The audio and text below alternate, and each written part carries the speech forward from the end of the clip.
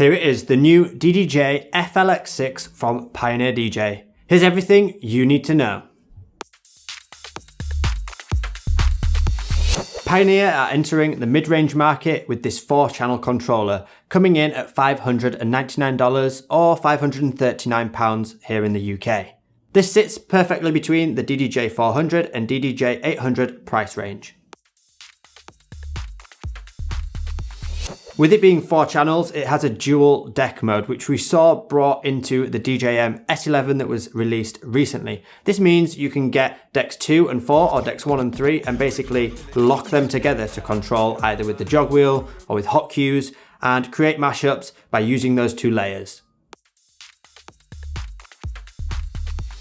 As you can see, the controller has both the Rekordbox and Serato logo on, which I was excited about initially because it's been a long time since they have made a controller that works with both softwares out of the box like this. It's great to see that they're working together again on DJ controllers. However, I will say that this, when I've started playing on it, is definitely primarily designed for the Rekordbox software, with Serato coming in second. Things like the pad modes aren't labeled correctly for Serato.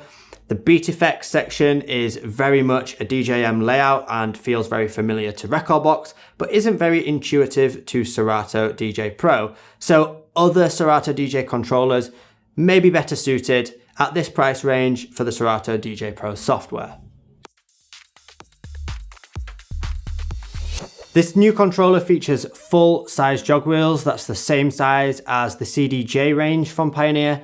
But please note that these aren't mechanical jog wheels like the CDJs, and the center display is just backlit, it's not LCD. So they're touch capacitive and they've got a backlit display that shows the playhead position. So they're not quite exactly the same as CDJs, but it's nice to have full-size jog wheels that feel really tactile, feel really smooth.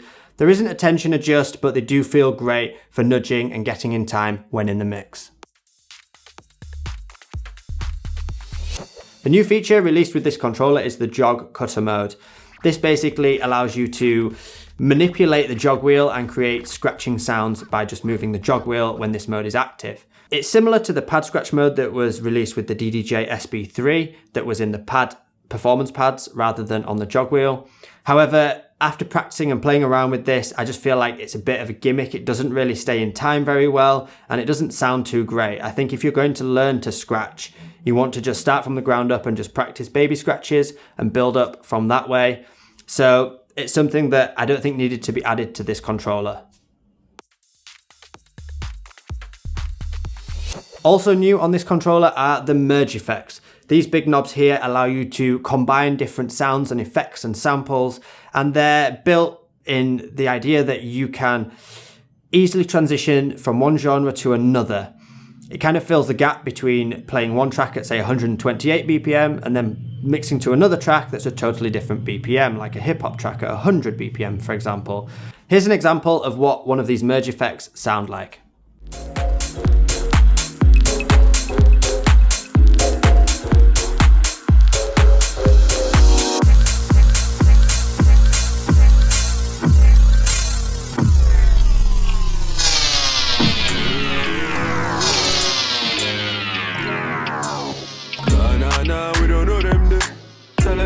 See you later. If you got style, then show them this. So you want up for the hater. Ball night. Ball night. Oh yeah, oh yeah, oh yeah. As you can hear, there's a lot going on. It adds a build-up snare, it creates effects, it adds filters, and then when you click it in, it creates a big drop sample before playing the next song.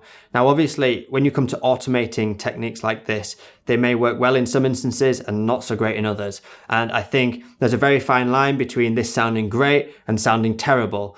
And as a new DJ getting started, you might find one of those effects that you like and you use throughout your set on odd occasions, but I will say now, please don't rely on that effect if you decide to purchase this controller, because your set will just start to sound very monotonous and it will start to get very obvious where you're using these crazy merge effects. As it stands, there are 8 different presets in Rekordbox and 4 different presets in Serato for the merge effects. In Rekordbox, there is a dedicated section to it in the software, so you can start to change all the different parameters, such as the build-up sounds and the sample sounds. You can even add your own DJ drops in from the sampler in this section. So much more powerful in Rekordbox than in Serato. One of the most disappointing things for me about this controller is its build quality, because it's been built in the same way as a DDJ 400 or 200. It's got all plastic components and a plastic build, and it feels very similar to the way that they're built. It's got the clicky performance pads. However, it's demanding a much bigger price tag than those controllers. So it's something to be aware of. It's not going to take lots of battering, taking it in and out of your bedroom to events or parties. It's not worth doing that. This is a controller to sit at home in your bedroom. The build quality could definitely be improved, and I think it's something that lets this controller down for its price tag. This controller is powered just with USB, so you plug it straight into your laptop and it unlocks either Serato or Rekordbox, whichever you decide to use. It's got an RCA and Booth master out, and it's also got a jack mic in. Now, please bear in mind, with the microphone input, you can't record the microphone in the Rekordbox software. And if you are using this controller to live stream, if you're taking the audio from the Rekordbox software internally, then it won't pick up the microphone, so you can't talk to your audience in that way. Something that I thought was a bit of a letdown on the DDJ 400, and I would have liked to have seen changed in this product. Along the front, you have the standard headphone outputs as well, with the mix controls, which is really useful. One of my personal favorite features is the scratch bank.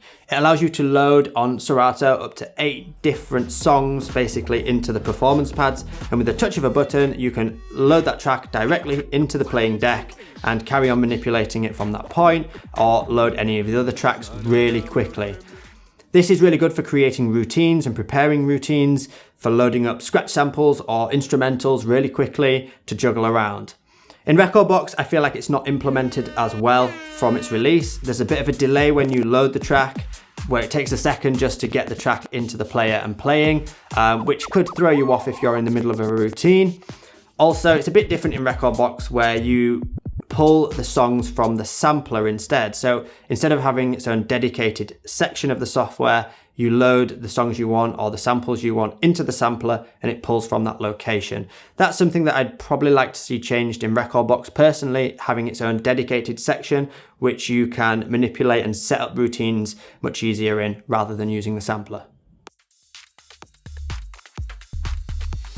Hopefully you've got an idea of what this new controller is all about. I would definitely say, if you are a Serato DJ user already, and you're looking to upgrade from like an SB3 or a Numark product to a bigger controller with 4 channels, then I think there are better suited controllers for Serato DJ Pro out there around this price bracket, maybe slightly more expensive. If you're a Rekordbox user using the DDJ 200 or 400, and 4 channels is something that you think is important to you to unlock some more creativity, then this is a good option, because you're not getting anything for Rekordbox under $1,000 that has 4 channels. However, the letdown really is the inputs and outputs and the build quality, because if your next step as a DJ is going from having a DDJ 400 to playing at professional parties, gigs, and even in clubs, you want to look at something that's built to a better standard with professional inputs and outputs, something like the DDJ 800 or DDJ 1000. And I'd say maybe skip this controller and move up to the next range of products from Pioneer. With all that said, I'm not too sold on the new performance features such as jog cutter and merge effects, but I do love the scratch bank performance pad mode that's been added to this controller. I think overusing the jog cutter or the merge effects will start to maybe make your set sound pretty unprofessional, especially if you use them a lot and rely on them a lot. Again, it stops with this controller, so you can't take those effects up to the next range or over to CDJs if that's your end goal too, so something to bear in mind. I'm really intrigued to hear what you think about this controller in the comments. I think it's a new avenue for Pioneer, and I'm guessing there's probably going to be more FLX products coming in the range, so we'll have to wait and see what those products bring to market. But let us know in the comments your thoughts. Please remember to like, comment, share, subscribe, do all that good stuff to help us keep making more videos just like this one.